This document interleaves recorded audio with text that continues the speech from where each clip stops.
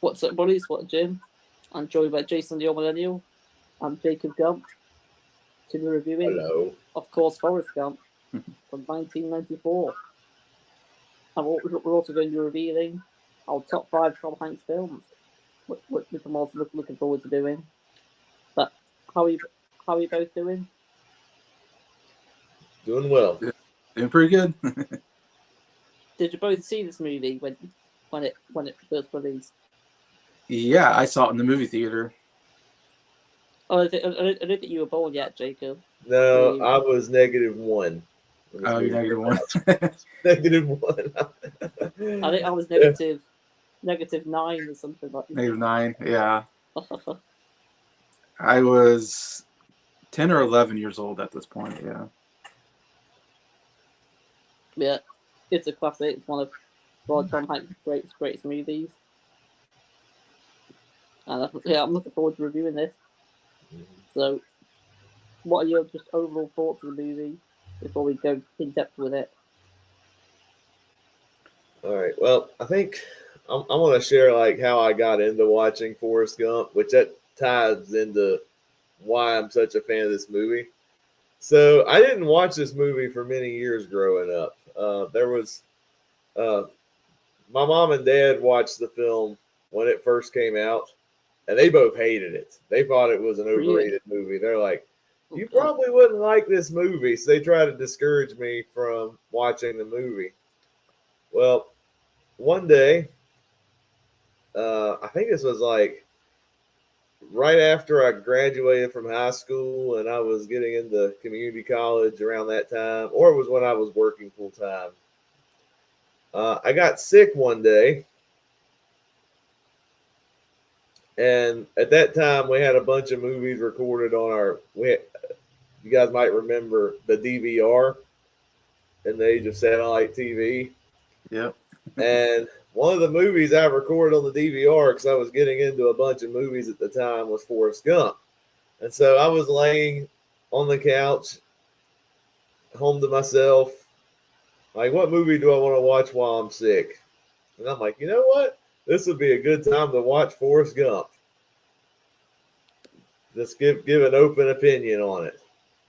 Mm-hmm. Just on that first watch, I loved it. It's one of my favorite movies of all time. I struggle doing like a all-time favorite movies list, especially if a lot of people have like top 10, top 50, even top 100. I think there's just too many great movies out there to be lumped into one list. But Forrest Gump, if I had to do a ranking, it would be probably in my top 10, top 20. I think this is a outstanding movie. It's weird because I've watched this movie at least twice when I've gotten sick. I think I got sick another time, and I was like, "Hey, Jamie," I think by this time I had Forrest Gump on DVD because I love the movie so much. I'm like, "Jamie, can you go get Forrest Gump for me? I want to watch this movie." And then she put it in, and then she watched it with me, and she's like, "Oh, this is a really good movie." I don't really get why some people don't like this movie. I guess some people think it's too cheesy or whatnot. But I think this film has like a great overall story. I love the main character of Forrest Gump. Kind of an inspiring story, too, because he's somebody who has a disability, but he doesn't let his disability detract him from living a fulfilling life. And the movie, I think, has a fine balance between being a pretty good drama and a really great comedy. Like, there's some really great comedy in this movie, especially when he's like interacting with all the historical figures. There's some really great sequences there, like him interacting with John F. Kennedy and his reaction to him after drinking all the free soda bottles. He's like, "I gotta pay. I gotta pay." But there's a lot of sequences like that. I do like the relationship with Forrest and Jenny, even as sad as that got. I just think this movie has a great. I think there's a good character study you could make with Forrest Gump. Somebody who, he doesn't hate anybody. He doesn't go crazy. just does what he does and enjoys what he does. I like the attitude of Forrest Gump as a character, and Tom Hanks is incredible here. Of course, you got Robert Zemeckis directing. This is a movie that won the Oscar for Best Picture.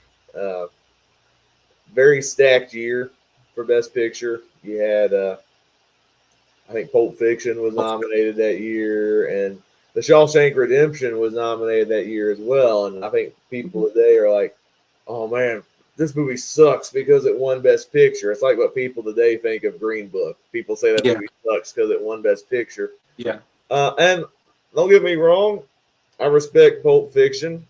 Very well made movie from Quentin Tarantino. Shawshank Redemption's a really good movie as well. If I had to say, it would be a close second. Just in my opinion, Shawshank Redemption's up there too. And even if it won Best Picture, I would have been happy with that. That's a very great movie. But I thought the Academy chose great with Forrest Gump. Like, I think Forrest Gump is like probably the most digestible of the pictures. I think the storytelling is excellent, and it's some of the best acting from Tom Hanks, along with some top-notch directing from Robert Zemeckis. I think Babe was nominated for Best Picture this year, I want to say. Babe? Which is funny. Babe came out, I think, in 95. Okay, maybe that was the next year then. I'm trying to think of what out that year. I think there were 5. I can look it up real quick. 1990. Forrest Gump, Pulp Fiction, The Shawshank Redemption. The other two were, I've not seen the other two movies, but Four Weddings and a Funeral and Quiz Show.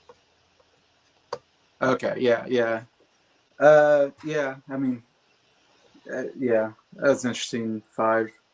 Definitely Pulp Fiction is the best one out of that 5. Babe, I guess it was the next year. I always thought that was fun. Babe Babe was nominated. I think Braveheart won, and I know Apollo 13 was nominated. Braveheart, like 2 different movies. But I know that you were saying, Jason, that 1995 is your favorite year movies. I think my favorite year movies is 1994. Okay. I was trying to think, because Lion King was this year, wasn't it? Yeah, because it came out in 94. That's a really good movie. It also has one of the worst animated movies I've ever seen in my life, Patrol in Central Park. Oh my gosh. That one is so bad. Never watched that. Don't recommend it. But I have seen I'll watch that. Theater. I did see Lion King in the theater. I was trying to think what I saw, because this was a time period where I was out in the movie theater a fair amount as a kid. That was the year of Jim Carrey. He had like 3 big movies that year: Ace Ventura, Dumb and Dumber, and The Mask. Yeah, I saw Dumb and Dumber in the theater. I do remember that. Ace Ventura I did not see. In fact, I remember this. It's just I have so many memories of this time period. Is because I was, like I said, I was 10 or 11 years old around this time. Either 10 or I was turning 11 in 94. And I remember seeing Dumb and Dumber as a trailer, I think, when I saw Forrest Gump. I swear that's my memory, is Dumb and Dumber with a trailer. And I remember thinking, this is the dumbest thing I've ever seen. And then I went and saw Dumb and Dumber in the theater. I thought it was the funniest movie I've ever seen as a kid. Yeah, it is really funny. And and to this day, I think I was probably too young to watch Forrest Gump and too young to watch Dumb and Dumber. There is some stuff that happens in those two movies at 11 years old I probably shouldn't be watching, but yeah, I mean, it's not 100% a kids movie, especially the stuff that happens to Jenny. No, yeah, exactly. I saw Windmill 2 in the theater. I don't remember when that was, but that's another PG-13 movie. But I say that to say, at this point in my life, I was mostly watching PG-G-rated movies because I was a kid, and my parents were pretty strict Christians, so of course I couldn't watch rated R movies. That was obviously I couldn't do that. But they were even cautious of what PG-13 movies I could watch. They didn't want me to watch certain movies, especially my mom. I think it's more of a my mom thing, because it was my dad who took me to these movies. And I'm pretty sure my mom would not approve of these movies my dad was taking me to, but it was one of those things where I guess Dad wanted to see them, and he took me and my older sister to them. So we got to see these classic movies in the theater, which I'm so happy we got to see them, because some of my favorite memories of going to the movie theater at this time period. Also, Lion King I saw at my birthday party. It was one of the great moments because I saw it with all my friends.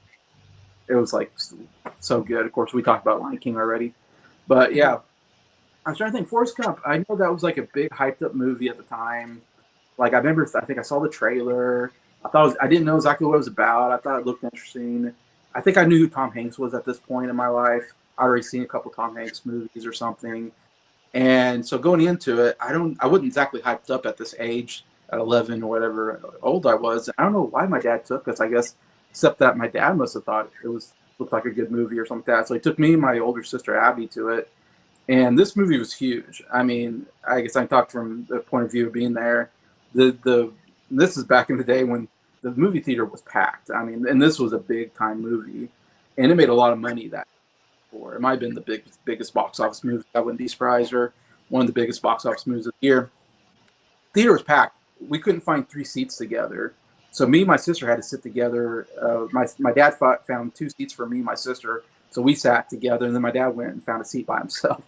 So me and my sister, watching it, and that's just how packed the movie theater was. Just you couldn't find a seat.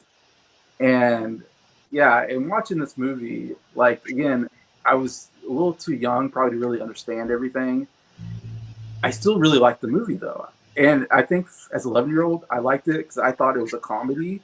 I looked at it as a comedy, I think, and I laughed a lot, even as a kid. Even there was jokes I didn't even understand as a kid, and I still laughed at them. Stuff about Apple computers or like he says, I got stock in a fruit company, which is Apple, which is a computer company, but I don't think I got that at the time. Or he puts his face in a T-shirt and it makes a happy face. I don't think I got that joke at the time, that was a big T-shirt selling thing, the happy face. Or all this like shit happens. I didn't know that was a thing, and that becomes a big bumper sticker evidently. So there's a lot of stuff in like Kennedy, Lyndon Johnson. Like I didn't Watergate. I don't think I understood all that stuff necessarily, but still, I remember coming out of theater. Just of course, one thing, I thought, man, that was a funny film. I look at it differently now as I gotten older, but at the time, I thought, yeah, that was really funny. I thought there was a lot of funny stuff. It's a really dark movie though at times. Lots of dark stuff happened in this movie. I don't know if I quite understood at the time. A lot of death happens. A lot of death. I mean, yeah, stuff happens with Jenny as a kid. Like her dad was, doing some bad stuff. I don't think I quite got that as a kid that I do now. Of course, all the drugs. I mean, it was a shocking movie as a kid because she was taking drugs, and it was like, okay, that was a bit much for me as a kid. There's a scene where she takes her top off, where I was like, I'm at an age where I'm kind of discovering women, I think. Like, I understand that I'm attracted to women, but I don't quite understand all the body parts yet. And when she took her top off, I was like, oh, well, there's, part of me, it's like, oh, what's that? What's going on here? And I feel a little uncomfortable watching this scene as an 11-year-old. Anyways, and there's a sex scene also. And yeah, as an 11-year-old, I'm like, oh, boy, this is a little much for me at this period of my life. So it was a little risque for me as a kid. I remember like, oh my gosh. And then the Vietnam War scenes were definitely shocking for me as a kid. Going, holy cow, like all this, people dying and stuff. I remember when I was younger, I had to skip quite a few of the scenes in the movie. Yeah, it was too much for me. That age. There's some dark stuff. I mean, there's racial politics and that I probably didn't understand. Yeah, there's even the whole thing with the Black Panther Party is involved in one scene. Black Panther Party, some racial terms being used that I didn't probably quite understand as a kid. Like, yeah, I don't even want to repeat here, but yeah. So, but I thought it was really funny. I loved the idea that he was like in all these historical moments, like, meeting the president, teaching Elvis how to dance. I thought was hilarious as a kid. Yeah. Just being all these, meeting John Lennon and, to me as a kid, I was like, wow, this is so cool. Like how they were able to put Forrest Gump into these historical moments, the Watergate thing. The Watergate scene's hilarious. What's that? I said the Watergate scene is hilarious. Yeah, I didn't quite understand it, but then I think my dad explained to me what that meant. I was like, oh, okay. That was kind of funny. But anyways, yeah. So all that saying, yeah, I really liked the movie when I came out of the theater. I didn't realize what an impact that movie was at the time. Of course, it ended up, like I said, winning Best Picture and all this, and Best Actor, Best Director, and yeah, being a huge, big box office movie of the year. And then, of course, over the years, yeah, I watched this movie all the time. I've seen this movie so many times. And as I've gotten older, man, this movie, I absolutely love this movie. It really clicked with me as I got older and really understood everything that's going on. Uh, uh, I love Forrest Gump as a character. He's just one of the greatest characters I think ever created. Of course, this is based off of a book. This is an adaptation. But like you said, I just love, he's just a nice guy. He's so loyal to his friends, loyal to his mom, loyal to Jenny. Even though Jenny is terrible to him, he's still loyal to her. And I kind of love that about him. He does everything to the best of his ability. Like, he never half-asses it. He goes all in on everything. He doesn't know how to be lazy. It's like, and he doesn't care about having money. He's rich at the end, but he's like, he doesn't really care about having money. He's still mowing his lawn or whatever. He's still for free, whatever. And he's just given these natural gifts. Of course, he's mentally challenged, and he's got all these gifts that he's been giving. And again, he starts practicing ping pong, and next thing you know, he's like a great ping pong player. He's in the world championship. He's like playing. And it's like he just doesn't know how to do anything, without being the best at it. He just, anything he tries, he just tries his best at it. I don't know. There's just something to really love about that, about the character itself. And yeah, this movie has, man, so many emotional moments. Like I said, I remember, like I said, coming out of theater when I was a kid watching it, I never got super sad. Maybe I got sad at some parts because there's some sad parts there. But as an adult, I cry a lot in this movie. I mean, there's a lot of people that die. That gets me choked up every time I see this movie. And I've seen this movie so many times. So emotionally, it's a very emotional movie. It's funny still. It's funny. It's emotional. And some of the best acting I've ever seen in my life. Tom Hanks and also Gary Sinise, I think, gave one of the great performances as Lieutenant Dan. He should have won an Oscar for that. That was such a good performance by Gary Sinise, in my opinion. Anyways, yeah, to me, it's, again, I don't know if I can reveal where it is on my top 100 favorite movies list. Let's say I have 5 movies to talk about. I have my top 5 left, and Forrest Gump is in my top 5 favorite movies. So we'll just say, okay. Yeah, it's my top 5 as well. Yeah, it is a great movie. I will say, you were talking about movies that swing all the big emotions. I think every time I've gone back and revisited this movie, I think the scene that always gets me every time is when Lieutenant Dan is like one of the great supporting characters in any movie, because he has such a powerful character arc, because he wanted to be killed in battle, but Forrest saved his life at the cost of losing his legs. And he was resentful on that. But then when you get to the end of the movie where he's finally at peace with what Forrest did and forgives him, yeah, that is like the most powerful scene in the whole movie. Yeah. He's an excellent character in the movie. But I'll mention something in a moment we didn't really talk about. I suppose Forrest Gump with his relationship with Bubba. Yeah, Bubba. I like Bubba. Bubba's great. Yeah. Yeah, those two are really funny together. They actually did in real life make a chain restaurants based on Bubba Gump's shrimp. I've actually been. I've never been. I never had shrimps when I went, though. There was an amusement park growing up. It still exists today in Virginia, called King's Dominion. Now, when I grew up, when I was a kid, Paramount actually owned the park. It was called Paramount's King's Dominion. So they had like licensed IPs from different movies under the Paramount studio. And that's why one of the restaurants in there was Bubba Gump. Of course, since then, Paramount lost the licensing. Paramount doesn't sponsor the park anymore. And so the IP is not there anymore. So I don't even think Bubba Gump's there. But I remember that was there at the park when I was a young age. I didn't like shrimp as a kid, so I couldn't tell you what the shrimp tasted I've like. never had But shrimp. whatever food I did have down there, which as a kid it was probably chicken, because chicken was like my favorite thing as a kid, still is now. Um, it was really good. Yeah, Forrest Gump didn't have any friends except for Jenny growing up. It was like the only friend he had. Everybody bullied him, made fun of him. And then he gets in the army and still nobody wants anything to do with him except for Bubba. I suppose his mum was always there for him. Yeah. Oh, yeah. It was his mom.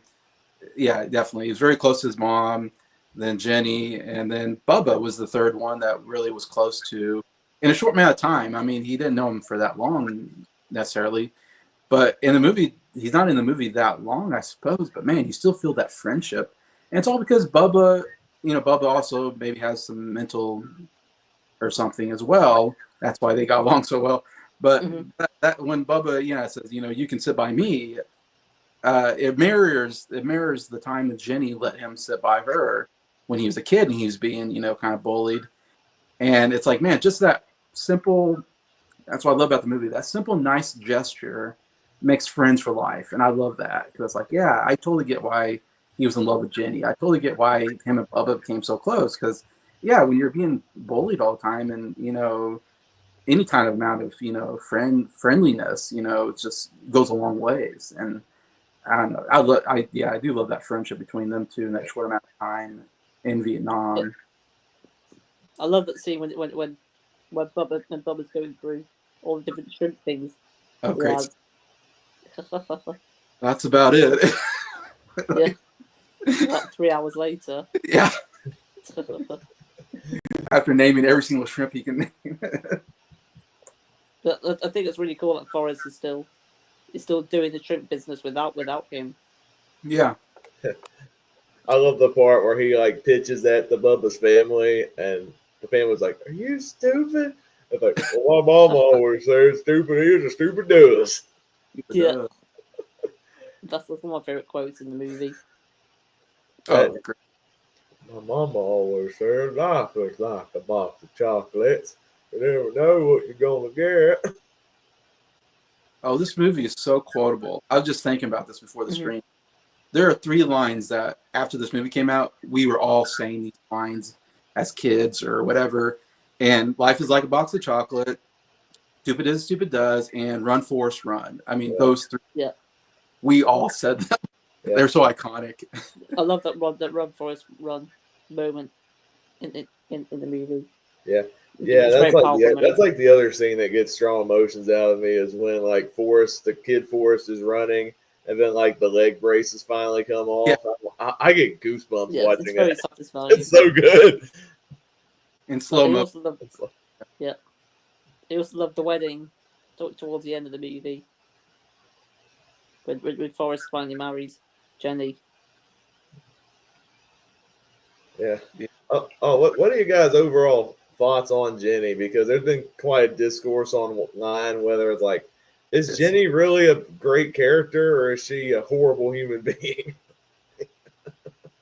Like, I don't know if you guys agree with me on this, but it's like a lot of people give Jenny so much crap because of all the horrible things that she did to Forrest, and yeah, they are awful things. I can't discount that, but the whole time I'm watching this movie, I feel so sorry for her. Like, I sympathize with her when watching this movie because she grew up in a bad home, molested by her father, just had bad hands thrown at her all throughout her life. And then when you got all those bad experiences piled up and you don't know where to go, yeah, you're going to make the dumbest decisions. And so, like, I felt so bad for Jenny. Like Forrest is the one that's like, oh, stay with me, be with me, and Jenny keeps like, no, I can't do that. I'm like, come on, Jenny, come on. Like I felt so bad, and I'm like, oh, they're finally gonna do it. They're finally gonna do it. Oh, she dies. Oh man. Yeah. Finally. Hello, Mike. He stumbled upon it. Oh, Have you seen Forrest Gump? I hope you have. Jenny is. Jenny's a real villain. I was just saying, like she gets so much unnecessary crap. All that is based on bad experiences. She was just given a bad hand. Mm-hmm. Yeah. Rashad G goes on this. If you know Rashad from Rashad G Reviews, yeah, he goes on this huge rant on how Jenny is like a villain. I'm sure he does. Oh God. And he really goes in. He lays it on Jenny as being like the villain of the movie, the terrible. It's kind of funny to listen to, and I think that's a very popular thing to say now. Yeah, how bad Jenny is. But I totally agree with Jacob. Like, I feel bad for her. She had a terrible childhood. That when your childhood is ruined, it ruins you for life. It's hard to come back from something tragic happened to you as a child. I don't know. It just ruins you for the rest of your life a lot of times.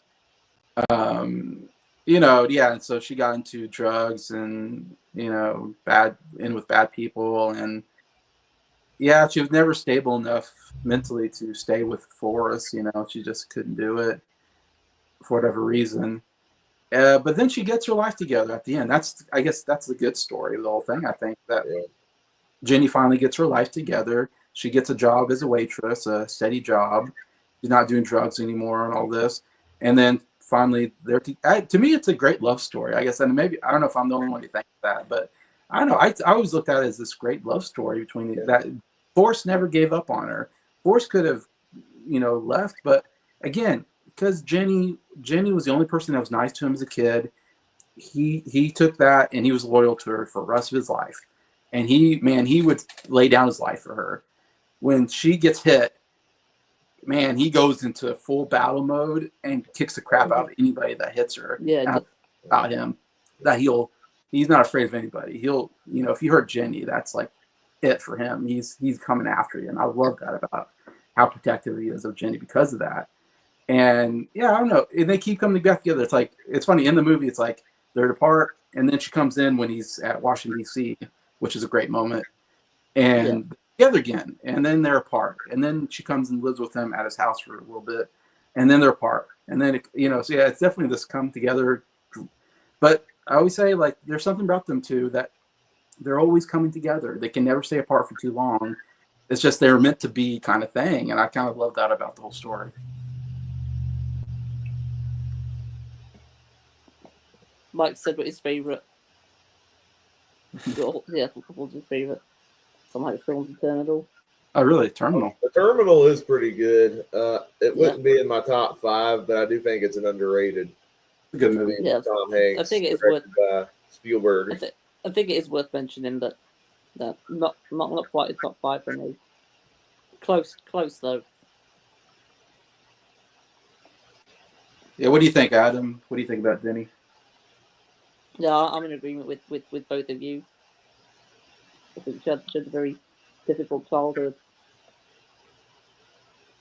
but I think she got a bit of redemption at the end of the film, though. Yeah, I like that.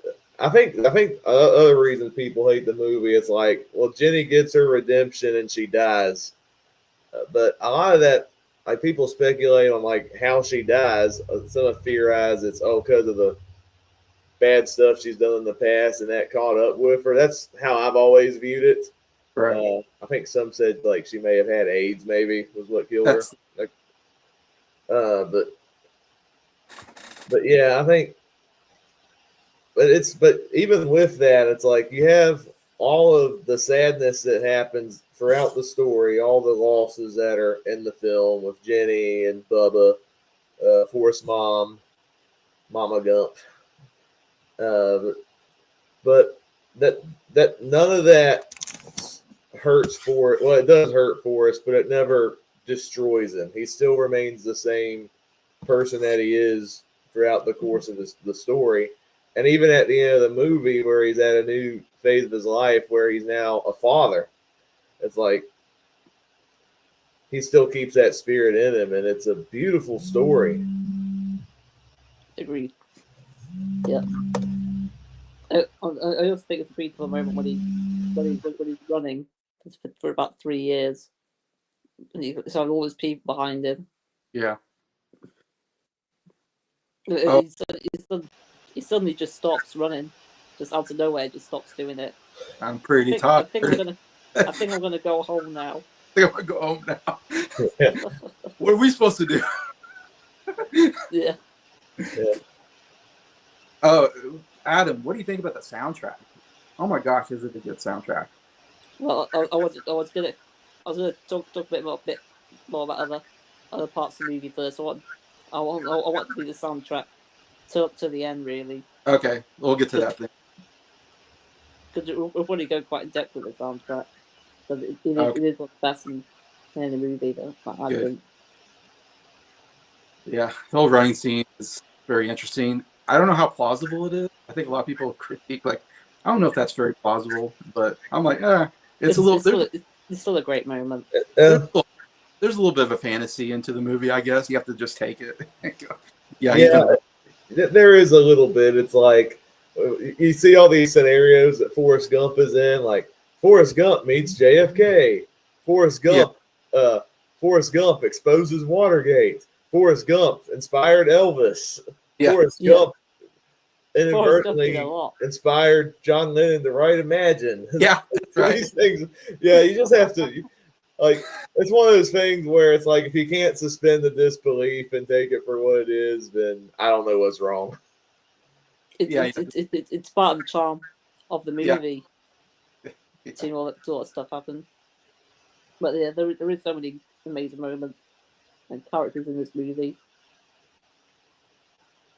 Yeah. I don't really have any negatives with the film, to be honest. I just felt like running. That's another good line. But do you guys have any Lieutenant Dan, there's some ice cream, Lieutenant Dan. Of that one. So, do you guys have any negatives on the film, or is it 10 out of 10? I don't have any huge negatives. I'm gonna go 10 out of 10 on it. Yeah, it's 10 out of 10 for me as well. I will say the joke where the mom has to sleep with the principal before it's in the school is kind of messed up. I found that bit. Word. Again, that bit wasn't good. Going like, what's going on here? I don't think I quite understood what was going on there. It's 11. Yeah, I was like, that was weird. That's messed up. Yeah. Kid Forrest making the bark noises was hilarious. So I'll give it that. I suppose I do find the parts in Vietnam a bit hard to watch. I can see that, because I think that's like the most realistic part of the movie.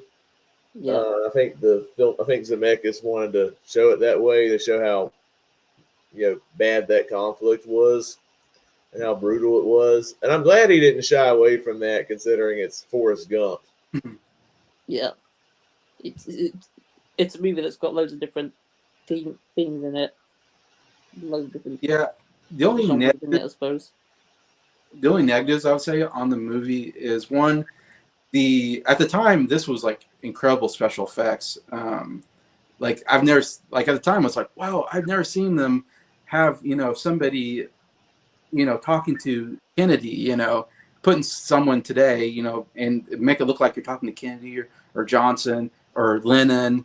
It's like, at the time that was incredible, like footage. Mm-hmm. Like, oh, how did they do that? Looking back at it now, it looks pretty bad. Yeah, like, it's not aged the best though. It has not aged the special effects at the time when they're trying to look like forces in that. Especially the John Lennon scene is terrible when he's like, they have no possessions, and it's like his mouth does not match what he's saying, because they had to try to make it look like Lennon was saying these words that he was not saying. No religion either, or whatever. That whole scene was pretty bad. I would say that hasn't aged well. The other thing, it is a little silly at times. Maybe they take it a little too silly at times, like teaching Elvis to dance. It's a little silly, but it's fun. The scene where the guy's like, I'm trying to find a logo I'm trying to sell T-shirts, but I can't find any way to sell T-shirts. And mud gets splashed on his face, and he's like, here, use this. No one buys these white T-shirts or something like that. And he puts it on his face, or yellow T-shirt, I think, or something. I can't remember. Yeah. He puts it on his face, and it makes a perfect round Yeah, what a coincidence. You would never What a look like that. convenience. That was real silly, but it's not terrible. But it's just I can go. They probably could have toned it back a little bit on the silliness, but it's still part of the fun of the movie, I guess. But do you guys have a favourite funny moment? I gotta pay. Yeah, that's probably it. Second, I love when he says, he's like, and I went to the White House again. Yeah, I met the president again. again. It's like he's talking to these people on the bench. It's like none of us have been to the White House or seen the president ever, and he's done it twice. And he's like, old news to him. Yeah, I went to the White House and met the president. Like, I like whatever. that scene when he's in the buffet. Eating all that different food. When he's in the what? It's like a buffet. He's eating all that food in. Oh, I think that might have been in the White House. I can't remember. It's been a couple of years since I've seen this movie. Yeah. But I suppose we might as well now talk about the music and score in this movie. You got the soundtrack. Yeah, okay, I see it now. Yeah. Is that just the songs in the movie, or does that have Alan Silvester's score? That's a signed picture I've got behind me. Oh, okay. Yeah, signed picture. It had a Tom Hanks autograph on it, but it got faded off, unfortunately. Oh wow. But we've got the Lieutenant Dan's autograph on there, and Jenny and Forrest Gump. I've got all of them on that picture. I bought it on eBay. Okay. But before we talk about the songs in it, what do you think of Alan Silvestri's score? Oh, great score. Love the It's love one the of his greatest. Yeah. that feather flying through the air, and then at the very end, the feather goes back into the air, and you hear that Silvestri score. I think that's my favorite score. Is in that part of the movie. It's great. Yeah, it is a great score. Alan Silvestri commonly worked with Zemeckis a good majority of his movies, if not all of them, and this is definitely up there as one of their best collaborations because it definitely swells in all the emotions when it needs to, especially in moments like the opening scene and even the closing scene, especially. Mm-hmm. Yeah, I do have the soundtrack of the Forrest Gump songs in my record collection somewhere. So I'll read off some of the songs that are on the album. So it opens up with Hound Dog. Oh yeah. Yeah. And it's got an instrumental called Rebel Rouser,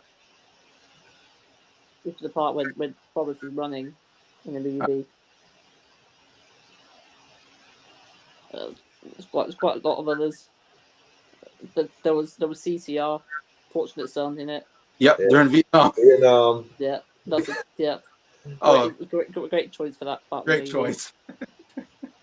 That's so good. And then another song that's used is that the other song I think of from Vietnam is "For What It's Worth" by Buffalo Springfield. Okay, yeah, that's a good one. Yeah, that's one. One of them is Break On Through to the Inside, but I can't remember what part of the movie that was in. I think it might be the ping pong part of the movie. Okay, maybe. Which one? What It's Worth? The Break On Through to the other side. Oh, Break On. I don't remember that song in the movie. It's on the soundtrack. Yeah, when Jenny's doing drugs, they play that part. Ah, right. Oh, no, I thought when she was doing drugs, they were playing Freebird. Were they? I think it was Freebird. Okay. Like the guitar solo, because I think there's that part where she's taking drugs, and she thinks about committing suicide, and then that song playing in the background. Is it? Oh, okay. Yeah. Huh. You've also got the song "Turn, Turn, Turn," which I think plays. Yeah. Yeah, I think it plays when Forrest says bye to Jenny, and she goes off in that bus with all those hippies. Yeah, with all those hippies. you got everybody's talking about Harry Nilsson. I'm trying to think what scene that was. Yeah, what scene's that? I wonder. I can't remember. Is it when he's with Lieutenant Dan? I wonder. Maybe I don't know. I think it was towards the end of the movie. I think. Okay, they do have a Midnight Cowboy parody scene where in that movie he almost gets hit by a cab and he says, I'm walking here," and Lieutenant Dan does the same thing. We almost gets hit by a cab, and then Oh yeah. I forget what he says, but he's like, I don't know if he says I'm walking here or what he's saying, but he's in a wheelchair at that point. But there's quite a lot of songs that get played when Forrest is doing all the running, like Yes, running on empty, running on empty. Oh my gosh. against the wind, and go your own way. That's a big one. Oh my gosh. I love that he's running and they're playing Running on Empty. That's maybe my favorite song choice of the whole movie. I'm like, oh, that song represents that Yeah, moment it really fits so well. that moment. And Against the Wind too. Like those two songs, I'm like, those two songs are so perfect for the situation when he's running. It's so good. There's quite a lot of songs that in this movie that introduced me to a lot of these bands and artists. Yeah. Right, yeah. I was listening to this when I was 11 years old, and I don't think I knew any of this music at the time. And now I'm like, oh, this music's so good. Yeah. By the way, it makes the movie even more rewatchable. oh yeah, the scene where he's running in Monument Valley, and that's in like Arizona, kind of close to New Mexico, I think. And I don't know if you guys have been there. I've been there.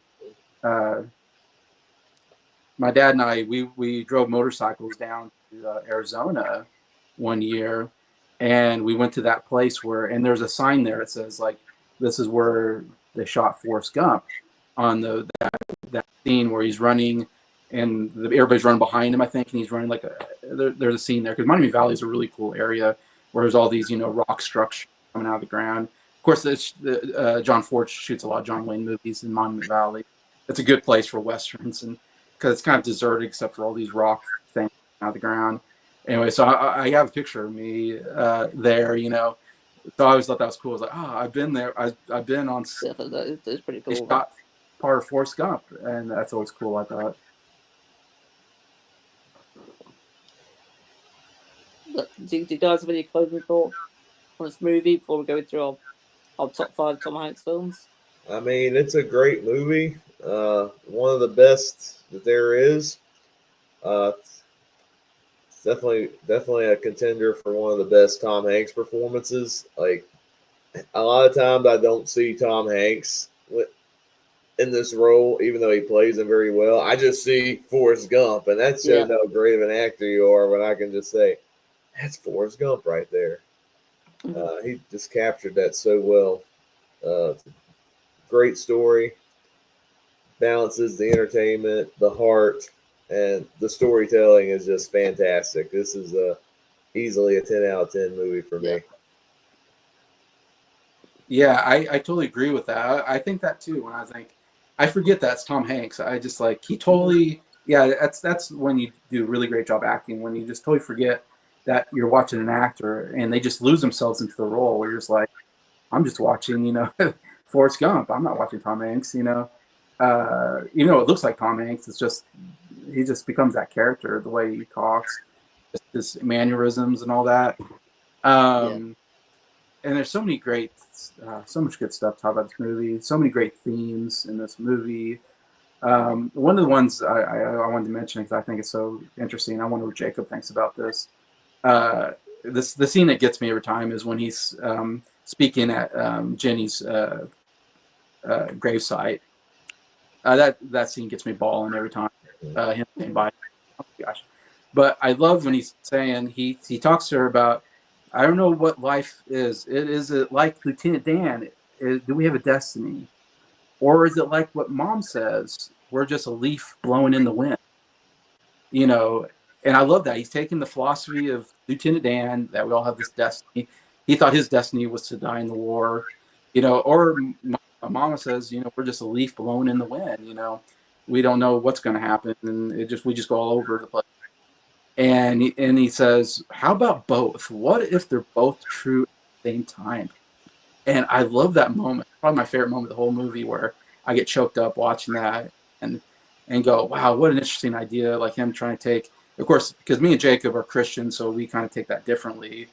I do believe, God has my life, set before me, and I don't know what that's going to be. And there's certain things I want to happen in my life, but they might not happen because it might not be what God wants for me. And so you have to kind of just, go with what happens. And sometimes that's hard. But anyways, but I love that he discusses this, and I'll see what you think, Jacob, discusses that philosophy of life. Um, Or yeah, whatever. I never really had much thought into what that speech that Forrest was saying. I was just so caught up in the acting. Like when you take it at face value, it's like, man, there is some deep layers to that. Yeah. But yeah, I think there is a lot of Christian themes present in the story. I think a lot of that is reflected in Forrest's character. There's also Lieutenant Dan's kind of like path of redemption and forgiveness. There's a part with the film where he finds peace with God and he Yeah. gets his life around, and that's a really powerful scene. So I think there's a lot of that in there, and I think I do appreciate the film for having those themes in there, which a lot of that is true in a lot of ways, where you don't know what your life is going to be in store, but when you put God first, put Him front and center, He'll help direct you to where you need to go. Mm-hmm. Yeah, I agree. Yeah, but before we go through our top 5 Tom Hanks films, do you guys think they should have a sequel, or why, like me, I think it doesn't need one? No. The funny thing is, there was talk about doing a sequel. I think after the Really. release of Forrest Gump, but then I think both Tom Hanks and Robert Zemeckis both shot it down. I think 9/11 happened, and they're like, I don't think the world's ready for another Forrest Gump sequel, and now they're like, yeah, I think it's better as a one-off. Yeah. The movie ends on such a sweet note with him and his oh gosh, I cried. Yeah. He said, Forrest Gump Jr. oh, when he says, Is he I smart? want you to know I love you. Oh my gosh, I cried at that scene too. That's so sweet. Oh my gosh, it's a nice sweet moment at the end. Yeah. And he's reading Shout out to Curious very George young to him. Haley Joel Osment as Ellie Forrest. Joel Osment. Yeah. He's reading Curious George to him. Yeah, my favorite book. Waiting for the bus. It's not the same bus lady though, is it? That picks him up. Kind of looks like it though. It's the same woman. Yeah, I think it might have been. Might be, yeah. Yeah. Do you think Forrest Gump would have worked as a sequel? No. I don't. Yeah, I don't. It would have had a lot to live up to. Yeah, it would be one of those cases to where it's like I think I wouldn't be opposed to the idea, especially the novelty of seeing how would Forrest Gump react to current events. I think would be kind of interesting. Yeah. But I don't know what you could do with Forrest's character. Maybe focus more on his son, maybe grown up, maybe, and how maybe it could be focused on him. But I don't know. I think the movie's fine as it is. I also think they've left it too late for a sequel. It's too late now. Yeah, maybe 15 years ago. They maybe could have done one. But we'll go to our top 5 Tom Hanks films. Do you want to go through some honorable mentions first? I mean, yeah, I do have some honorable mentions. Let's see here. We got scrolling through his filmography real fast. Big is an honorable mention. A League of Their Own. Philadelphia. Saving Private Ryan. You've Got Mail, Road to Perdition, Catch Me If You Can, The Terminal, and Saving Mr. Banks, A Beautiful Day in the Neighborhood, and Captain Phillips. Now, if nobody knows this, Jacob has seen probably every Tom Hanks movie because he used to do a good chunk of them because Tom Hanks on his show where he was watching all Tom Hanks movies. I've still not seen every single one, but I've seen most of the movies he starred in. Seen quite a bit. Yeah. Yeah, I've got a few other mentions. So yeah, of course, The Terminal. That Mike mentioned. I've got Toy Story 4 as well, and I'm gonna throw Turner and Hooch in there. Yeah, Turner and Hooch. Turner and Hooch is all right. I think Turner and Hooch is the first Tom Hanks movie I ever saw. I think the first one I saw was technically Toy Story. Of course. Yeah, I'm gonna mention Apollo 13. I recently watched that all the way through for the first time. I thought it was excellent. That's probably my number 6.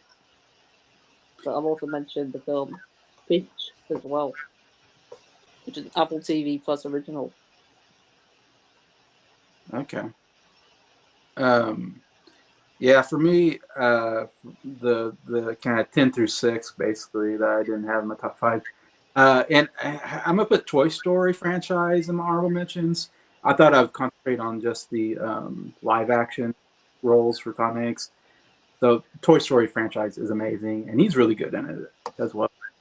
But also I put in Saving Mr. Banks in there, The Green Mile, The Terminal, Castaway.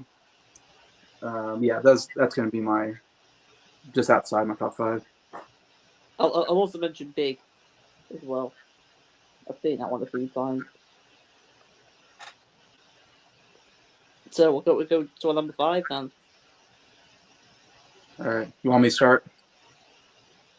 If you want, yeah. Go me, Jacob, then you. How about that? Yeah, we'll do it like that. Since it would go clockwise, I guess. Yeah. Yeah, my number 5. I'm gonna go with Captain Phillips for number 5, and I saw this in the movie theater, and of course it's based on a true story of a guy that was captain of this ship, whatever, got kidnapped by Somalian pirates, and was basically was held hostage, and really cool true story. I thought it's a really good movie. But what really gets me is the very end when they take out the pirates, and he's blindfolded. They take out the pirates, and all he knows is shots are being shot, and he doesn't know what's going on, and he's just freaking out. He's like, "Oh, what's going on?" Because he's blindfolded, and so he has blood all over him from these people in shot, and so they take him in to the nurse, whatever, the doctor, whatever, to look him over and make sure he's okay physically, and he's just freaked out still. He just can't get over, this traumatic moment in his life. And to me, it's one of the best moments of acting I've ever seen. I remember when I saw it in the theater, I was like, okay, Tom Hanks is the greatest actor of all time. Like, I kind of decided right then and there when I saw Captain Phillips, I was like, because they're like, they're asking questions and he just can't concentrate. And then he's just visibly shaken by this moment. And they say, there's blood on you. Is this your blood? And he's like, it's not my blood. He's like freaking out. Oh my God. It's like, wow, that's like, it felt like that was a real moment. Like, wow, it's like, it doesn't feel like he's acting at all. It feels like that's what great acting is. It's like, you feel like you're watching an actual moment and not acting. And that happened right at the end. That's right at the end. Yeah. Yeah, I just remember seeing that in theaters, and I was like, yeah. That was probably 2013. So I was still in high school when that movie came out, and I was like, my gosh, that is acting right there. Like, this that's Oscar winning actor there. He didn't get nominated, which is insane. He should have gotten nominated for Best Actor. I think he should have won Best Actor for that role. It was so good. Did the movie go under the radar, or was it quite a big movie? I remember it being pretty profitable that year. I think It was successful at the box office, and critics and audiences both loved it. I think the guy who played the pirate, I forget his name. I think he was nominated for that movie, if I remember. He was nominated for Best Supporting Actor. I don't know if he got nominated for anything else, but yeah, I got at least one Oscar nomination. Should have got more. I thought it was such a good movie. Have you both seen the film called Greyhound? No, I haven't. No, I hadn't seen it. So I thought I had similarities to Captain Phillips, but I didn't like it as much as Captain Phillips. So I found it a bit boring, for being honest. That Greyhound one. Oh, really? Yeah. Captain Phillips came out the same year, Saving Mr. Banks, by the way, if I remember right. Yeah, I still not watched that yet. Mr. Banks is good. And he should have got nominated for both movies, and he didn't get nominated for either one, and that made me mad. I'm like, he didn't get one Oscar nomination for those two movies. That's insane. What's your number 5, Jake? Well, as I was going through his filmography, I realized there's two movies that's competing at number 5, and I can't decide which one's going to be number 5. For me, it's a toss-up between. Oh, wait a minute. The ones I had. It's not an easy choice. Actually, you know what? I could still. No, it is a toss-up between two. It's a toss-up between Castaway and Apollo 13. Is my number 5. Good. They're both great movies. I love both for different reasons. Apollo 13, very suspenseful, true story about the Apollo 13 mission, how that goes haywire while they're in the middle of space, and then the insane rescue mission to get those astronauts back home safely. And of course, Tom Hanks leads the ensemble cast, directed by Ron Howard. Great movie, but I think if I want a more standout performance with Tom Hanks, I'm going to go with, I think I'm going to make it Castaway as number 5. I'll make Apollo 13 my other honorable mention. That's a great movie. Castaway, his performance alone is what makes it a great movie. Just the concept of, what would you do if you're stranded on an island for, I think it's 4 years, and just the transformation he does for this role is insane. Robert Zemeckis was in the process of shooting Castaway and filmed all the scenes with Tom Hanks before he lost all that weight. And so Robert's like, you know what? I'm going to make another movie, get Tom Hanks time to mentally prepare for this role, and then come back to it. So he makes What Lies Beneath, very underrated suspense movie with Michelle Pfeiffer. And then I think both movies came out the same year, and they're both excellent movies in their own right. But Castaway, just the physical transformation that he does of that role, and he's so believable too. Like the shaggy beard and the loincloth, and it's like, man, he really went all out on this. And then just the conversations he has with a volleyball, which sounds nuts when you're watching the movie. But then you actually buy that he has a genuine friendship with Wilson, the volleyball, and then he loses the volleyball on the raft, and it's like, oh no! I feel bad for him. I felt very, very sad. I feel very sad for the volleyball. Yeah. And then he got crying for a volleyball.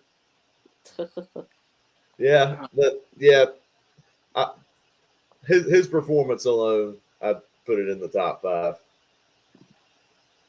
I think he had to shoot the first part of the movie, and then he had to take like a lot of time off to get in shape for the second part, which is so incredible. Yeah, it took a while to shoot the movie because they had to have time in between to to lose weight. So I get to my number 5, but just to pre-warn you, that I've got 3 Toy Story films in here. Okay. So my number 5 is Toy Story 3. I think it's Pixar's highest grossing movie. No, really? Yeah. That one. That was a very popular movie at the time. I still think it's an excellent movie. Nominated for best. especially that ending. Oh man, I thought they were going to die at one point. Yeah. I was in utter shock the first time I saw that the incinerator moment. Like I was like, yeah, are they gonna kill off my favorite toys? I couldn't believe it. And I was just like, I was just sitting there. I was like, yeah. like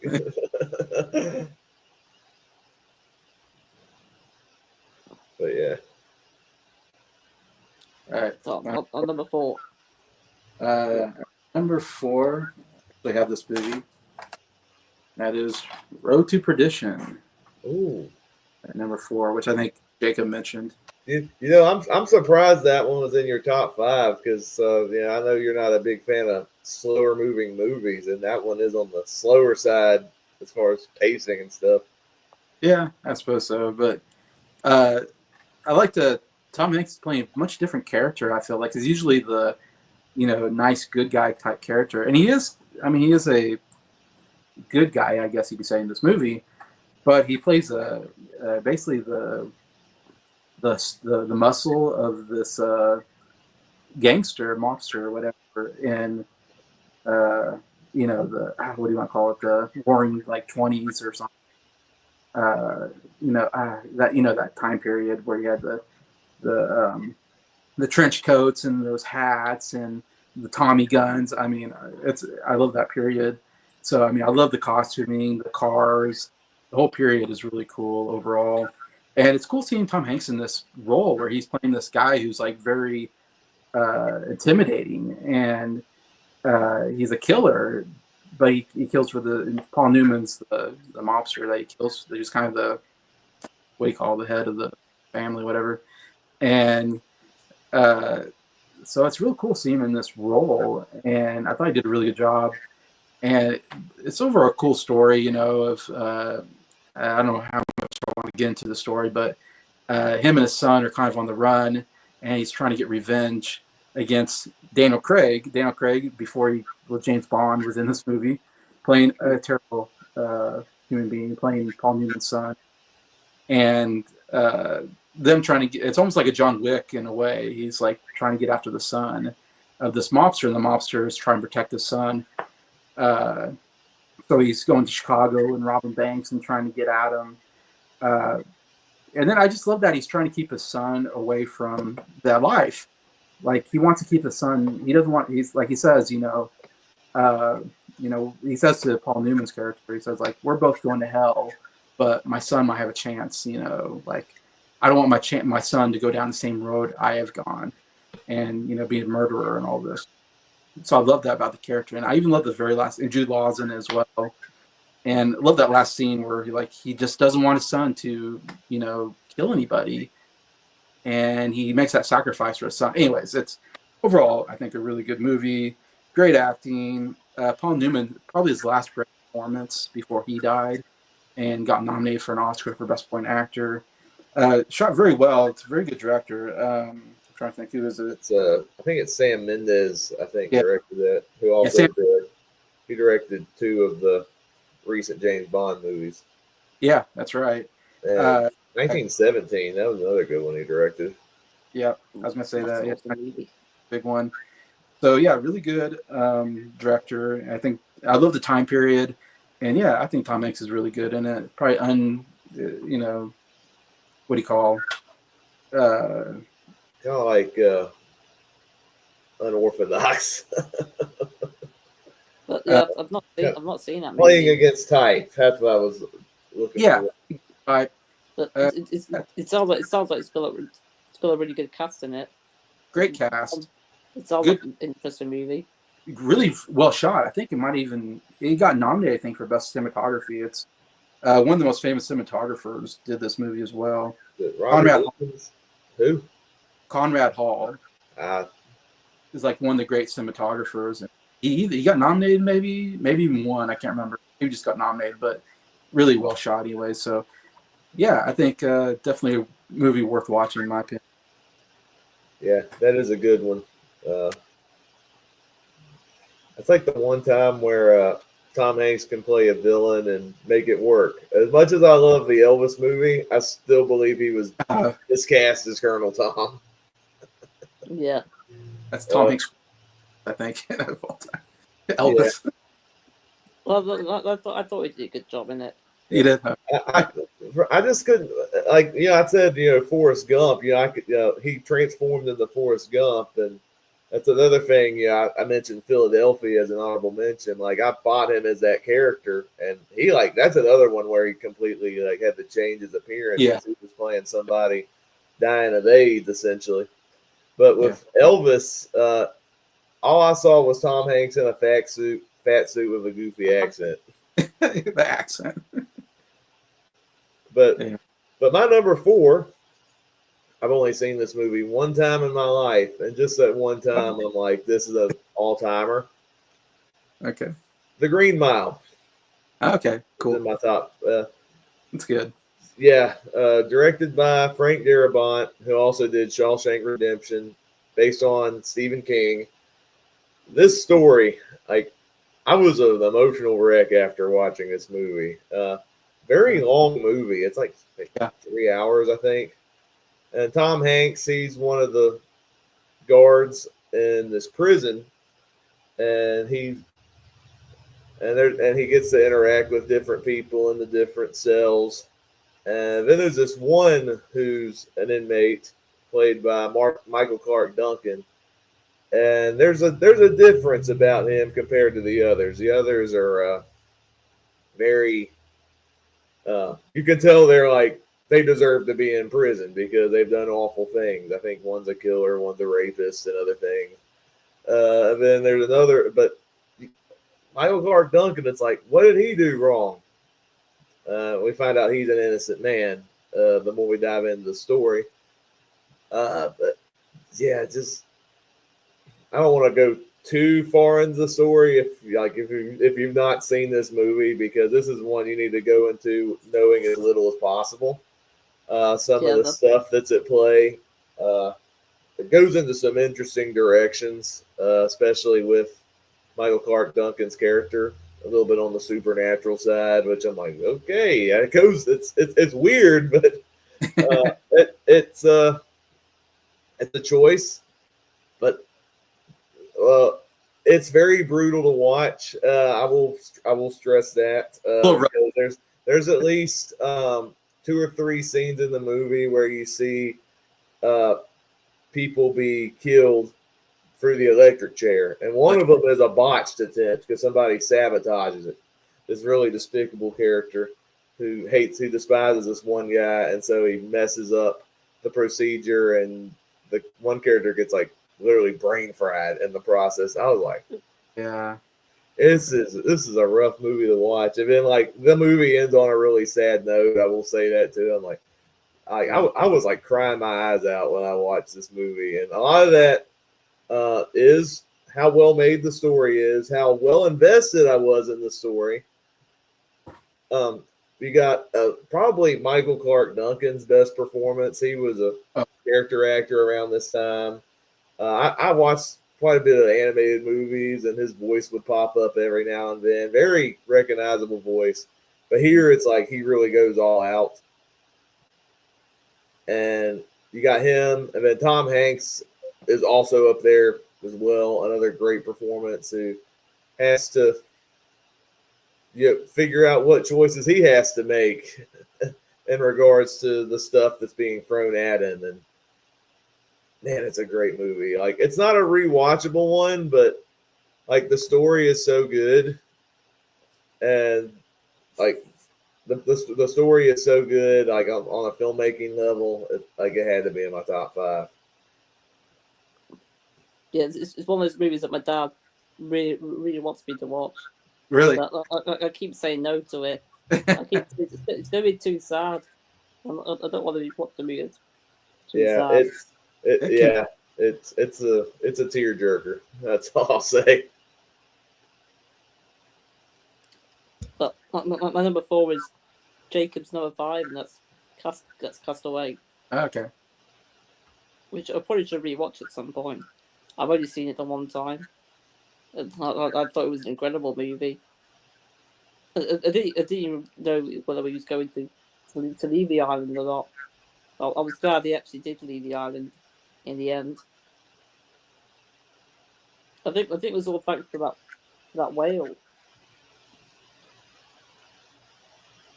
I think because of that whale, he got back to civilization. Oh, really? You think so? Yeah. But yeah, I think he did one of his best performances here. As Chuck Noland. Yeah, he got nominated for it. He's got quite a redemptive arc in the film as well. He starts with a character that's not very likable, and then he ends up being a character that really cares about other people. We've got Nick in the chat. Hello, Nick. Oh, hey, Nick. What's your favorite Tom Hanks film, Nick? Yeah. I'll top 3 now. Gosh, Castaway just barely missed in my top 5, but it's like number 6 on my list. So It's definitely worth a mention, at least. you guys had it in yours, but I didn't have it in my top 5. Yeah, that's a great performance. Right, number 3 on my list is A League of Their Own. Oh, okay. I've always loved this movie. I want to say Turner and Hooch was the first movie I think I remember seeing as a kid with Tom Hanks in it, and boy, that movie made me cry too at the end as a kid. Anytime a dog is the main character, it's like you're gonna cry because they're gonna kill that dog almost every time, and you're like, no. I'm trying to think. I didn't see most of his early films. I didn't see as a kid. I feel like League of Their Own was maybe the second movie. His first big one was Splash. Yeah, I don't know if I saw that as a kid. Yeah. Because he made Splash, he made Dragnet. I don't know. There's all really bad movies. His wildest movie that he was ever in was Bachelor Party. Yeah, I'd never seen that one. It's like the Tom Hanks equivalent of Wolf of Wall Street, almost. Joe versus Volcano, The Burbs, I think, or something. The Burbs is a good one. Yeah, so my memory is I remember seeing Turner and Hooch, and then I remember seeing this movie, League of Their Own, on TV. I saw it on TV, because the movie probably came out in the early '90s, I'm guessing, and so I didn't see it in the theater, but I must have caught it on TV quickly after it came out. Anyways, and to me, that was like the first time I really was like, wow, Tom Hanks is a good actor. Like, this is to me the first role where I was like, because before it's like, he did get nominated for Big, though I didn't think that performance was like anything that great. I guess, I don't know, I'm not as big on that movie, but like a lot of his early movies were more comedies, and like he did like Sleepless in Seattle as well, like a romantic comedy, and so he wasn't really known for serious roles really. And like before that, he was on a TV show called Bosom Buddies, where he dressed up as a woman. So he was definitely doing like these very goofy comedies in the 80s period, I guess. And this is one where it's like he's a little bit older. He's like in his 30s probably at this point. And he's playing this character. And A League of Their Own is a comedy. Tom Hanks is just, to me, it's just a different performance where he just looks a little bit older. Yeah, he looks a little more mature in his face. He seems like he maybe gained a little bit of weight or something. Because he was a pretty skinny guy in the 80s when you see his movies. And he's a little bit rough around the edges. It's definitely a more edgier role that he's played, I think, up to this point. And I just love his character. But yeah, I really like this movie. It's such a fun movie about women's baseball in World War II, whatever, when all the men were out fighting the war. And so they didn't have any baseball players, so they made up a whole women's league. And as just a baseball film, it's kind of a film. But Tom Hanks, to me, is my favorite part of the whole film. I mean, he got the most iconic line.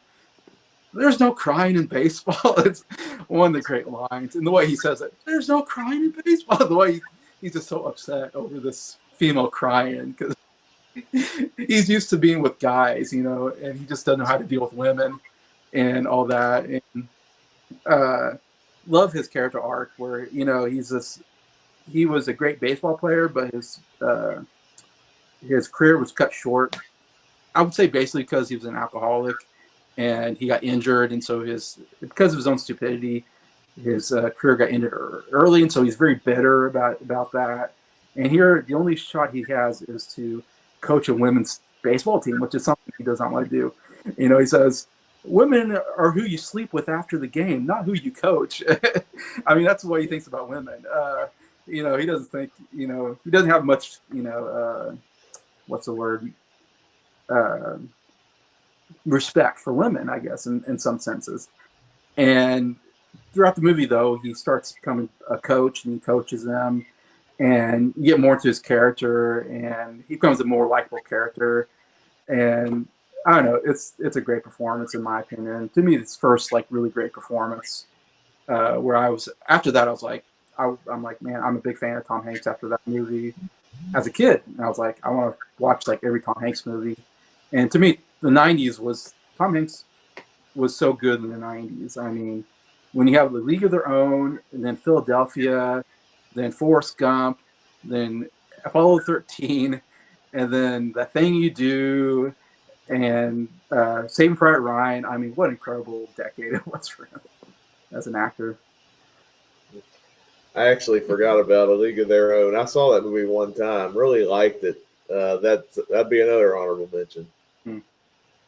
My number 3. I might be the only one that has this in their top 5. I will admit this is based on nostalgia. I can see people being like, "What are you doing? Why are you putting this in your top 5?" But I don't care. I love this movie. It's The Polar Express. I like that movie. Oh man, yeah, I completely forgot about that movie, to be honest. Yeah, well, I think the reason I still put it in my top 5 is you have to give Tom Hanks credit. This is pretty much the Tom Hanks show because Tom Hanks is doing so many roles in this movie. Yeah. And all of them, he does a fantastic job. He's the train conductor. He's that weird hobo that may or may not be a ghost. I don't know. I still don't understand that whole concept, but he's still good in that role. And he's Santa Claus, and he narrates the story, and he's also the main kid's dad at the end. And I'm like, and he actually did the motion capture work for the main boy. He didn't do the voice, but you see the boy, and it looks like little kid Tom Hanks, which I guess that's kind of creepy, but I don't know. I will say, I can see why some people would say, "Oh, this movie's creepy. Why do people love this movie?" But when I saw this film, I was about 10 years old when it came out. And I remember seeing it for the first time, and I was like, "Is this a cartoon? This doesn't even look like a cartoon. These look like real people." And I think at some shots, I felt like I was watching a live action movie. And I was like, this is incredible.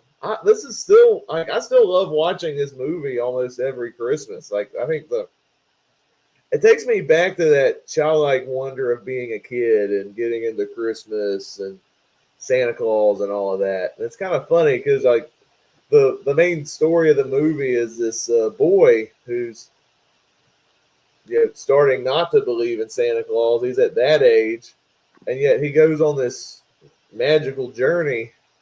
They get to the heart of Christmas with Santa Claus and the gifts of Christmas and all that.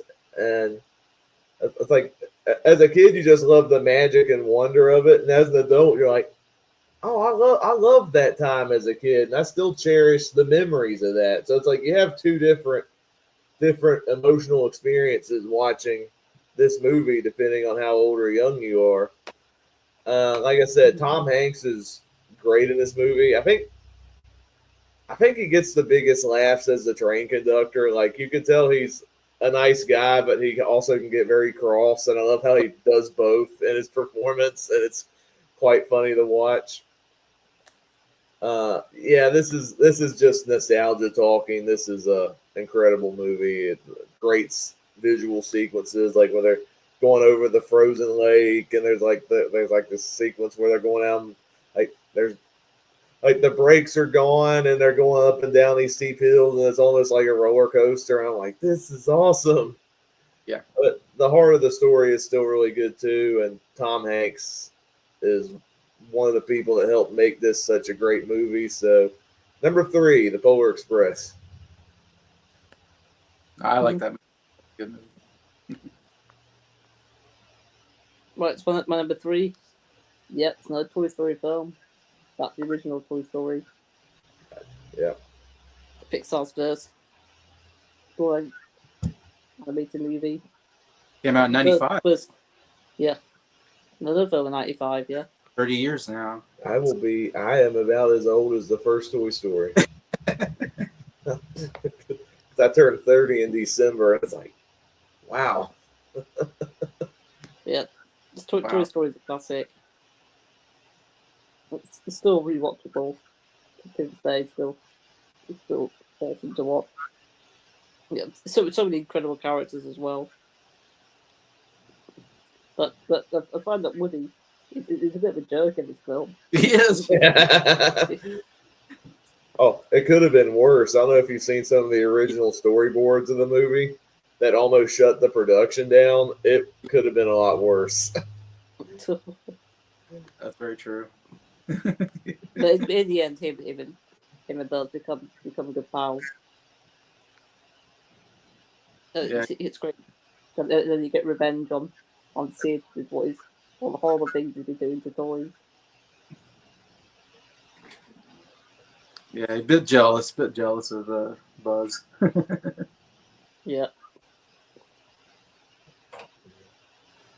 Mm-hmm. So I'm guessing your number 2, Jason, is Apollo 13. Yeah.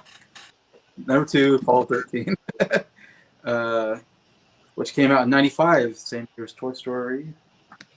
Like I said, great year. '95 was. Yeah, man, it's incredible. Tom Hanks came out with Apollo 13 and Toy Story in the same year. Like I said, I didn't even mention Toy Story. I was talking about how great of a decade Tom Hanks was having. And I forgot to mention he did 2 Toy Story movies, which were huge in the '90s. Oh my gosh. But yeah, I talked about Apollo 13 on my channel because it's my 9th favorite film of all time. So if you watch my 10 6 favorite movies of all time that I did recently, I talked a lot about Apollo 13. Another movie I saw in the theater, and I was blown away by it because I really didn't know much about the true story of it. And I even have a book. I have a book about Apollo 13 that I'm reading as well, written by Jim Lovell, who Tom Hanks is playing in the movie. And yeah, great true story, great cast. Tom Hanks as Jim Lovell, the captain or whatever, not captain, but the kind of the leader of the 3 astronauts, basically. And you got Kevin Bacon in here and Bill Paxton, Gary Sinise coming back again. Another great performance from Gary Sinise the year after Ed, I almost missed the name here. Ed Harris, sorry. Ed Harris. Well, what a great performance by him as well. I think he got nominated for Best Supporting Actor for the role. And I believe the actress who played Tom Hanks' wife also got Kathleen Quinlan got nominated as well. Ron Howard, I mean, it's my favorite Ron Howard movie. I think he's one of my favorite directors. Also, James Horner doing the score, one of my favorite movie scores. And it's a great movie score, too, as well. And just as a cool movie, if you're interested in how space, how people, astronauts travel in space, I think it's a really cool movie to watch and go, wow. I think they do make it look pretty realistic on how space travel is, whatever, going to the moon and all that. I think it was done really well. But of course, the best part of the movie is just the 3 astronauts trying to survive as their ship, whatever, something wrong happens. They have to try to figure out how to get back to Earth. So it's a bit of a thriller at times. Trying to that's what I love about the movie. It's like, oh my gosh, how are they going to survive this? And then they figure a way to get through it. And then another thing happens. It's just one catastrophe after another that they have to get through, and and with the help of NASA. But yeah, Hanks to me gave such a great performance here. Should have been nominated. He didn't even get nominated. And Apollo 13 did get nominated for Best Picture. But Tom Hanks should have got nominated for Best Actor. I mean, he gave such a good performance. And this is coming after 2 wins. He won in '93 for Philadelphia. He won in '94 for Forrest Gump. And then he does Apollo 13. And to me, should have got another nomination. This was like such a great, maybe the best 3-year run actors ever had in their life. I mean, doing those 3 movies right in a row. It's just incredible what Tom did there. And the scene I always think about how good Tom Hanks is when they're arguing over, Kevin Bacon's he took over Gary Sinise's part, and so he wasn't really kind of one of them.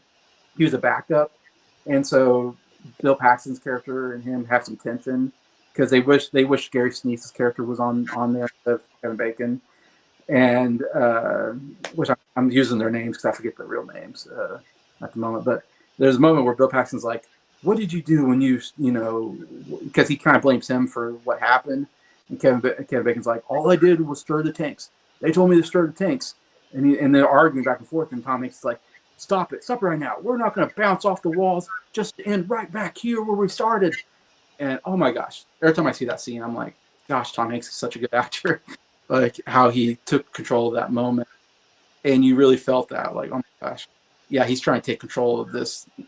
Because the morale needs to be good for them to survive. They're not going to survive if they go at each other. They need to work together as a team. Mm-hmm. Anyway, so yeah, that's why it's number 2 on my list. All right. But, yeah. My number 2, I'm kind of cheating because I'm lumping all these together as my number 2. I'm just going to say the Toy Story movies.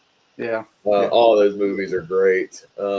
Even Toy Story 4, which is, I think, a bit of a step down in quality compared to the original 3. I mean, I thought they did a good job with Woody's character arc by the time he get to that 4th movie, and Tom Hanks still delivers in that role, even all these years later.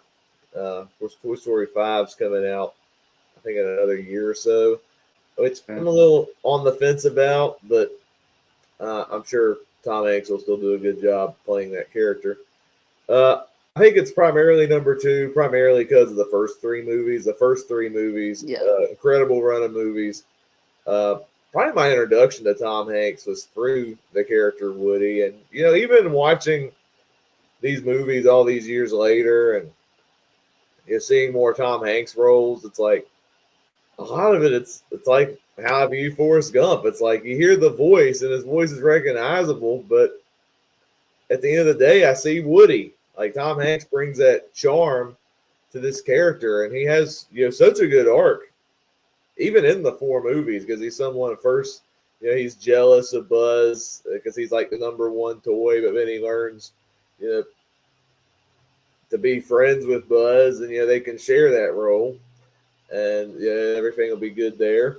The second movie, I think by the time you get to the second movie, he realizes he's getting a little older, and he realizes that his kid's not going to be there, but he still needs to be there for him while he's still Andy's toy. And then the third movie is more about leading the family on that big change, like what happens when Andy grows up and doesn't play with you anymore. And then the 4th movie, you have what happens when what you've had your whole life changes and what's next. That's his character in the 4th movie, and I think all 4 movies do a good job of showing what happened, but a good natural response in each of these situations. All 4 movies have great animation. They're funny movies. They tug at the heartstrings. I think for me, Toy Story 3 is probably the biggest one that did that, with the incinerator, and then when Andy gives his toys to Bonnie at the end. Very touching scene. The first one is a classic. It's still one of my favorite Toy Story movies. And 2 is probably the funniest of the Toy Story movies. That one has a lot of great stuff with Al's Toy Barn, and the scene at the airport is very exciting.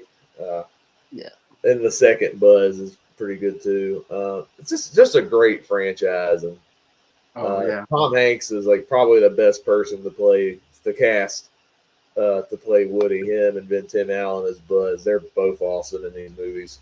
Yeah. Woody's my favorite Pixar character. Yeah, and Toy Story 2 is my number 2. That's my favorite of the Toy Story films. Yeah. I think it's always been Toy Story 2 for me. It might even be the first one I saw. I think I might see this before the first one. Really? But I love the opening with Rex playing the Buzz Lightyear game. Mm-hmm. And I love the moments with Jesse and Woody's roundup. Mm-hmm. Of course, you had to be a very sad moment in the film. That still gets to me to this day. Such a good song. Yeah. I think the ending is really good as well, in the airport. It's very, very action packed, that scene. And I love Al and Al's toy barn. And I really like the moment when that guy is repairing Woody, repairing his arm and Fixes it. polishing his shoes. Yeah. Yeah, there's so many awesome moments in that movie. It's one of my favorite Pixar films. It's my favorite Pixar. Toy Story 2. It's so. Oh my gosh, I die laughing in the Al's toy barn. It's so funny. Yeah, Apollo 13 is excellent as well. That ain't quite in my top 5. But yeah, that's got a lot of amazing moments as well. But your number one Tom Hanks film? I'm assuming it's Forrest Gump. Obvious, it's Forrest Gump. Yeah. Yeah, Forrest Gump for me as well. So. Well, I'm going to go with something a bit different. I'm going to go with Asteroid City. Oh my god. No, I'm joking. Oh, I'm going to go with. I'm going to go with Pinocchio. I'm still joking. Oh no. That's Forrest Gump. Yeah, it's Forrest Gump. That's a good movie, but no, that movie, no, that's a disgrace to the animated film. That's why we do it top 5 with Forrest Gump, because I knew it would be our number one. All three of us, yeah. Yeah, it's gonna be. Oh yeah, it has to be.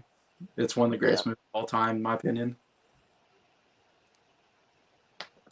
You saw Tom Hanks has done a lot of great movies. Yeah, he's my favorite actor of all time. I don't know if you guys feel that. It's definitely mine. Yeah, I think I said at one point on my channel he's my favorite actor. He's still up there, I would say. Yeah, it's been my favorite for quite a few years. Like I said, ever since I saw Captain Phillips, I was like, yeah, he's my favorite actor of all time. I mean, I just can't deny it. He's done too many good stuff, too many great performances. But we didn't mention about the Da Vinci Code movies, but yeah, I've only seen the first movie, and yeah, it's a weird movie. And I would have been okay with the weirdness of it, but they just played that film so straight, and I was so bored by it. Even Tom Hanks it seemed like he was sleepwalking through that movie when I was watching it. I didn't watch the other two movies. Angels and Demons are even more boring. Oh, really? The only thing I remember is like they try to do some like conspiracy theories about Jesus and stuff, and then I remember Ian McKellen being very over the top in that movie. That's all I remember. I think they're okay. I think they're watchable. I think the books they're good enough. The books are way better than the movies. I will say it's really well written, kind of thriller book, but movie wise, didn't work. There's not enough thrills in the movies. Yeah, it didn't work as a movie for some reason. And Tom Hanks, he was just bland. I don't think he did anything great in the movie. Yeah, very different to his role in Forrest Gump, because that movie he's done a perfect performance. Yeah. Do you have a worse performance then of Tom Hanks? Well, I think we talked about this. Elvis. I don't think it's done a bad performance. Like I like the movie. I just thought he was miscast. I don't care. Well, I don't care for his take on Geppetto and Pinocchio. So that's low on the list. I thought he was. Right. I think the worst movie that I've seen him in. He was in a film several years ago called The Circle. And I went to see that movie just to see Tom Hanks in it because he's in it, and then I think Emma Watson is also in it. Yeah, that movie was such a big waste of its potential, and Tom Hanks is only in like 10 minutes of that movie. Yeah, and I was so let down by that movie. I was like, "Oh no!" Bombed big time. Oh my gosh! I couldn't remember Tom Hanks even being in it. He's only in it for like 10 minutes. Oh, and that movie did nothing in the box office, so nobody saw that movie. Yeah, and it had like a good cast in it, like Emma Watson, John Boyega was in it, and Bill Paxton was in it. And the sad thing is, I think that was his last movie. Really? Oh, I think he died. I think just before the movie came out. oh man. Well, some of his early films are pretty bad, like Joe versus Volcano, pretty bad. What was his first ever film? I think the first big one was Splash, 1984, which I actually watched that for the first time not too long ago. I thought that was a solid movie. He was in a movie called like One Red Shoe or something. I can't remember. One Red Shoe. I the forget. Man with the One Red Shoe that came out. Oh, let's see. That's in 1985. I don't know that movie. Maybe I'm wrong. I don't know. He came out with something that I've never seen, but he did these movies like Volunteers. There's one where he's fixing up a house. Oh, I've seen that one. That's the Money Pit. The Money Pit. Dragnet's pretty bad. Dragnet's not a very good movie. With Dan Aykroyd and him. I didn't care for the Money Pit. Not that Tom Hanks was bad. It's just like I didn't really find the movie that super funny. I haven't seen The Bachelor Party, but it doesn't look very good to me. Yeah, it's really dumb. I'll just put it that way. You both have seen quite a few bad Tom Hanks movies. I've done a good job avoiding them. Yeah, avoid those movies. The other one that wasn't mentioned, one that came out a few years ago, I liked. He was in a Western called News of the World, which I liked. That was a good movie. Interesting. I've never heard of that one. Well, it came out. It came out during the COVID pandemic, so that one got that's probably overlooked. Why Yeah. You mentioned Sully, right? Sully was decent. Sully. Well, I always forgot about that one. I like that one. Yeah, I always forgot about that one. That's a good one. And I don't know. It's not the most. For some reason, Jason, I thought you were going to put A Beautiful Day in the Neighborhood in your top 5. Nah. Did you really like that one? No. Oh, you didn't like that one? I didn't care for that one. Oh, really? I like that one. But with the film Sully, I don't find it the most rewatchable. Yeah, I agree. But I still thought it was very well done though. It was just a one-time watch for me. Yeah, and I didn't care for A Man Called Otto. You guys might have liked it, but I saw it. I thought it was all right. It had a lot of tonal whiplash as it took me out of the movie. Too dark of a movie for me. Yeah, it's like it didn't know where to be funny or serious. Like there was probably 4 suicide attempts in that movie, and after the last one, I'm like, okay, I'm zoned out at this point. Too many. Oh, Mike said he cried at A Man Called Otto. Yeah, Mike likes it. I like the movie fine. I just think I think I was expecting it to be funnier, and it wasn't really the movie I got. So I was, I think, a little disappointed in it. But I still liked it. Tom Hanks was still good in it. I forgot to show you this comment. Nick was just finished watching. Oh, Ace Ventura. Ace Ventura. Oh, I like that. That's a funny movie. I don't think Tom Hanks and Jim Carrey have done a film together. No. I don't think they were in a movie together. That would be a wild combination. What's funny, Tom Hanks, he's never done like a horror movie. He's never played like a villain really in a movie. Well, I don't know. I would say he was kind of a villain in Road to Perdition, almost trying to get out of it. It was a villain role, but he normally played Colonel Tom Parker's the villain in Elvis. He just technically played a villain. Yeah, but he usually never plays a villainous role because he's such a likable actor that he always kind of picked likable roles for the most part. That just kind of was his career at the time. He's also directed a couple movies. He directed That Thing You Do, which is really good. And Larry Crown, I think, is a good movie, too, that he directed as well. But I think it's enough Tom Hanks discussion for today. Yeah, probably. Yeah, I enjoyed doing this. Yeah. And it went longer than I was expecting it to. Yeah. But we just got too ahead of ourselves. Yeah. Talk about all this stuff. But thanks for you both agreeing to do this. Yeah. Thanks to everyone watching. Do you guys have any final words? I mean, life is like a box of chocolates. You never know what you're going to get. So true. Stupid is, stupid does. Yeah. Thanks for watching, everyone. Thank you. Till next time. Ciao.